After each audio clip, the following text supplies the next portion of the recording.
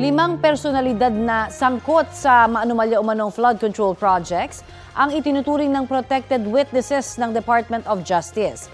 Sila ay sina Sara at Pacifico Curly Discaya, dating DPWH Bulacan 1st District Engineer Henry Alcantara, at dating DPWH Bulacan Assistant District Engineers Bryce Hernandez at JP Mendoza. Sabi ni Justice Secretary Jesus Crispin Remulla, sumulat na siya kay Senate President Tito Soto para malinaw kung ano ang proteksyong saklaw para sa protected witnesses.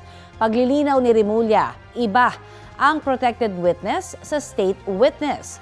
Bagaman may proteksyon ang protected witnesses laban sa mga banta sa kanilang buhay, posible pa rin silang maharap sa mga kasong kriminal gaya ng state witnesses. Korte raw ang magpapasya kung sino ang kwalipikadong maging state witness.